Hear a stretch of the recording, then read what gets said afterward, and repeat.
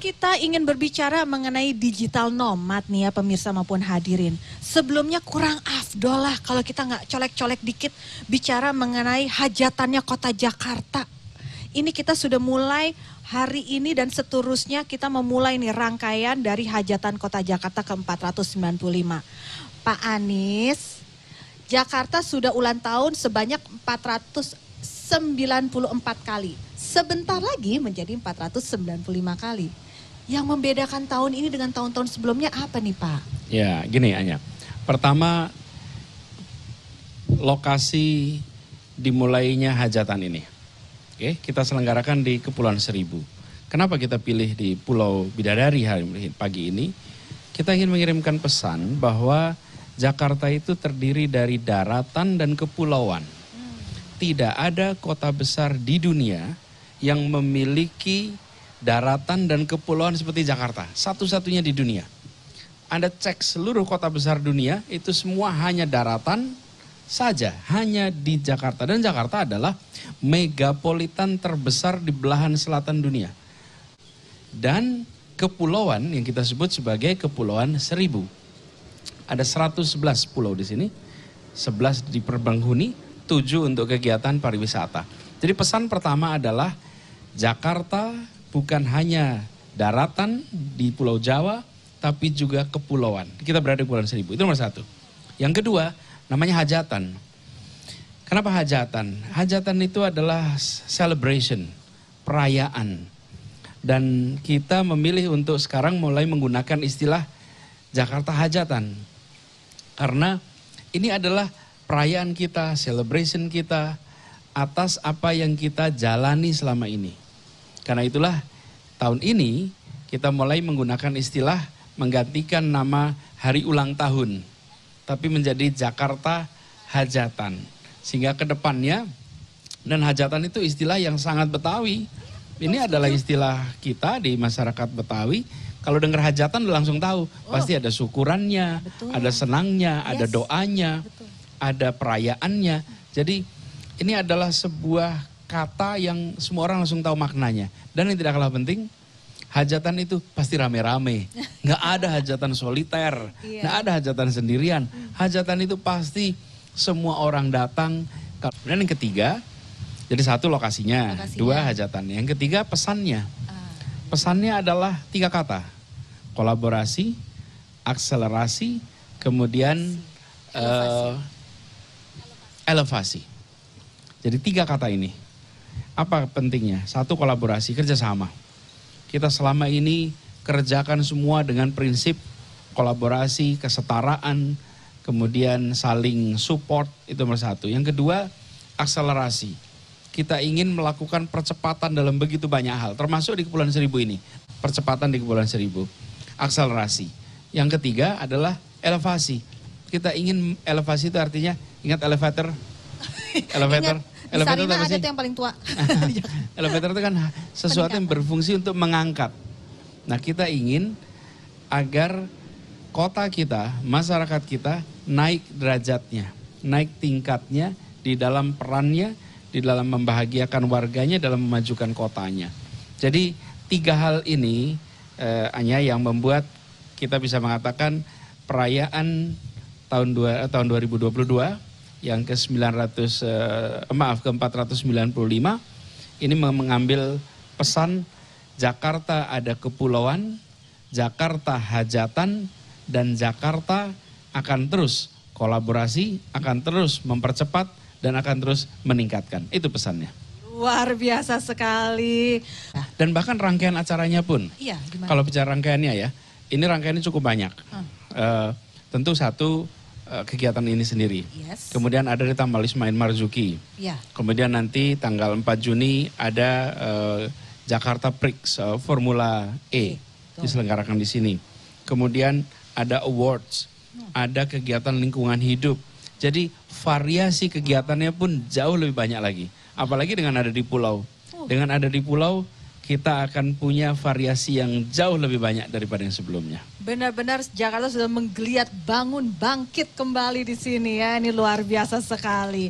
Baik, Pak Anies, tapi kalau kita lihat ya, event sebesar Jakarta Hajatan ini tidak mungkin dipusatkan di satu titik. Dari tadi kita ngomong Kepulauan Seribu, apakah berarti hajatan hanya di Kepulauan Seribu?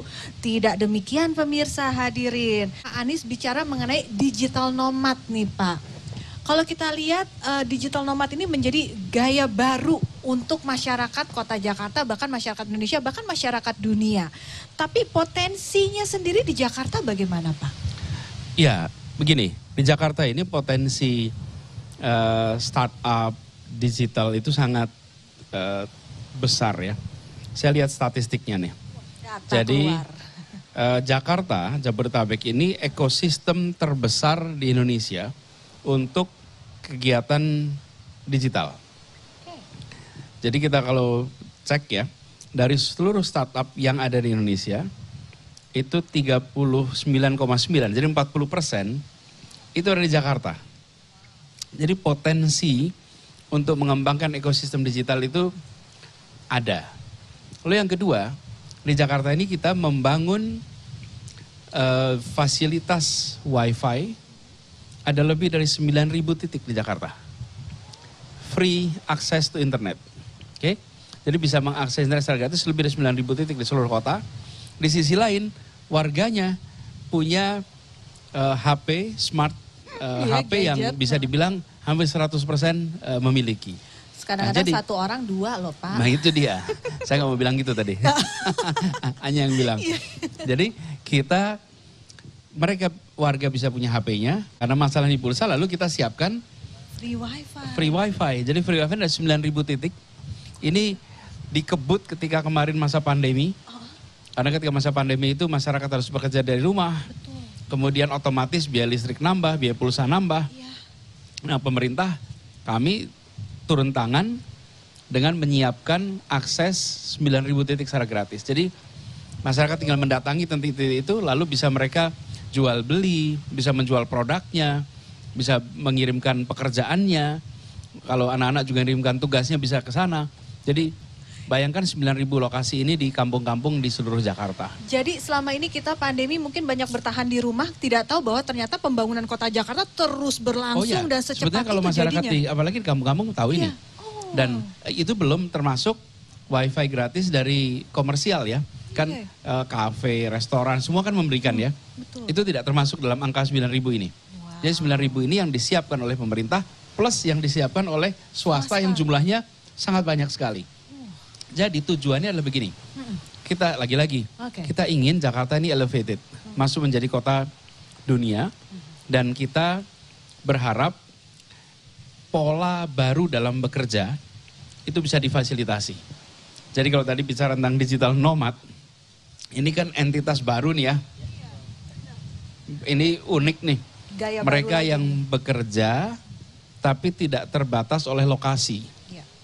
Nah, kami ingin mereka yang memiliki produktivitas tinggi dan mobilitas tinggi itu bisa juga memanfaatkan Kepulauan Seribu. Oke. Jadi ketika ingin bekerja dari pulau, nggak usah jauh-jauh, 30 menit sampai ke tempat ini. Benar sih. Oke? Iya. Ketika kita mau bekerja, digital nomad ini, para nomaden ini, itu ketika mau melakukan aktivitas dengan suasana yang berbeda, maka datanglah ke Kepulauan Seribu. Sambil healing Di sini gitu ya. disiapkan fasilitasnya. Ada, bayangkan, ada 111 pulau, ada 11 pulau berpenduduk, ada 7 pulau yang siap untuk pariwisata, kegiatan pariwisata di situ. Dan lokasinya hanya yang seperti tempat ini 30 menit. Iya. Ada yang 1 jam. Tapi intinya adalah tidak perlu pergi jauh-jauh, akan mendapatkan suasana yang baru, dan tentu saja tidak perlu pergi jauh-jauh, artinya apa sih? Biayanya murah, Nah. waktunya singkat, living expense-nya, biaya untuk tinggalnya juga lebih terjangkau. Jadi dapat suasana baru, produktivitas tetap tinggi, biayanya murah. Kombinasi apa lagi yang tidak lebih baik daripada ini? Wah. Dijelaskan oleh Pak Anies itu udah sangat lengkap sekali. Tapi saya ingin sedikit menambahkan mungkin lebih ke infrastruktur. Tergantung dari misalkan target kita apakah wisatawan, maksudnya digital nomad yang domestik ataukah misalkan yang mancanegara. Misalkan contoh yang mancanegara mungkin kita bisa menambahkan kayak bagaimana mereka bisa memperpanjang kitasnya dengan lebih cepat. Jadi misalkan ada kitas booth tersendiri di Komplek Kepulauan Seribu ini seperti itu. Lalu infrastruktur seperti money changer seperti itu. Karena kan mereka memang nomad ya, mereka berpindah ke satu tempat ke tempat yang lain. Lalu mungkin bisa diciptakan karena yang namanya digital nomad ini kita bekerja berpindah tempat. Dan time-nya juga waktunya berbeda-beda tentunya Pak. Nah ini mungkin bisa disiapkan seperti komunitasnya juga. Jadi kayak seperti misalkan kalau di Jakarta mungkin kita punya coworking space. Kita bisa bekerja dengan bertemu dengan banyak orang yang mungkin dengan satu line up pekerjaan yang sama, digital yang sama. Tetapi kalau misalkan kita di kepulauan, kita misalkan memiliki komunitas fotografi. Seseorang yang memang bekerja sebagai fotografer ataupun video editor, ketika mereka saling bertemu dengan komunitasnya, mereka akan saling bertukar gagasan dan ilmu. Tentunya di situ akan meningkatkan produktivitas dan kreativitas. Apalagi memang kalau pekerjaan seperti digital nomad itu kan memang kita memang dituntut untuk produktivitas karena kita sudah terpotong kayak kita nggak kena macet di jalan, kita juga punya waktu berkumpul lebih banyak, kita juga lebih istirahatnya lebih cukup seperti itu. Apalagi nggak perlu pusing karena pemandangan kita seindah Pulau Bidadari ini, seperti itu sih Pak. Oke, digital nomad itu pada dasarnya adalah seorang pekerja yang tidak terikat lokasi maupun tempat ya, seperti lokasi dan waktu. Karena makanya digital nomad. Nomad itu kan nomaden artinya ya, Pak Anies dan Mbak Anya. Nomaden berarti mereka bisa berpindah kemana-mana. Dan digital itu mereka bekerja menggunakan apapun yang secara digital. Misalkan itu dari sinyal internet, ataukah itu dari bagaimana cara mereka mengerjakan kegiatan ya seperti itu secara digital. Jadi mereka tentunya bisa bekerja di mana aja tanpa perlu harus berada di kubikel kantor. Seperti itu Pak Anies. Jadi tetap produktif artinya berkarya, ada hasil kerjanya. Lokasinya di tempat yang bisa seperti liburan. Betul Pak. Betul kan? Nikmat banget. Jadi kerja sambil liburan ya Pak? Seperti liburan. Biasanya kan kita nih ekstrim. Kalau kerja berarti kantor serius, pakai gedung. Betul. Sementara kalau liburan berarti tanpa gedung, tanpa kantor, tanpa laptop. Oke, tanpa komputer. Sekarang dikombinasikan. Laptopnya ada, produktivitasnya ada, suasananya seperti liburan. Jadi ini adalah sebuah kombinasi baru yang dimungkinkan karena ada ketersambungan digital. Nah, ketersambungan digital itu yang menyiapkan siapa? Pemerintah. Kami siapkan sambungan digitalnya, kami siapkan infrastruktur dasarnya. Nah, itu sangat mudah sekali untuk sama-sama kita selenggarakan. Sehingga ini tawaran bagi warga global. Anda cukup mendarat di Jakarta, tidak perlu lagi terbang ekstra 2-3 jam untuk sampai ke pulau yang indah.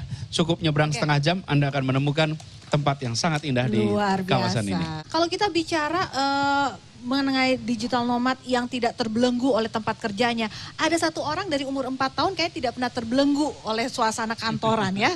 Ini ada Bang Aksa, atlet jet ski nasional kita, yang memang nampaknya sudah sangat mengenal tentang kelautan melebihi daratan. Baik, Bang Aksa mungkin bisa cerita. Kalau melihat dengan adanya momentum digital nomad ini, berarti kan kepulauan akan semakin aktif nih dikunjungi oleh banyak orang. Mungkin ada input mengenai kelautan yang maupun kepulauan yang dimiliki seperti di Kepulauan Seribu ini untuk bisa lebih menyesuaikan dengan momentum digital nomad ini.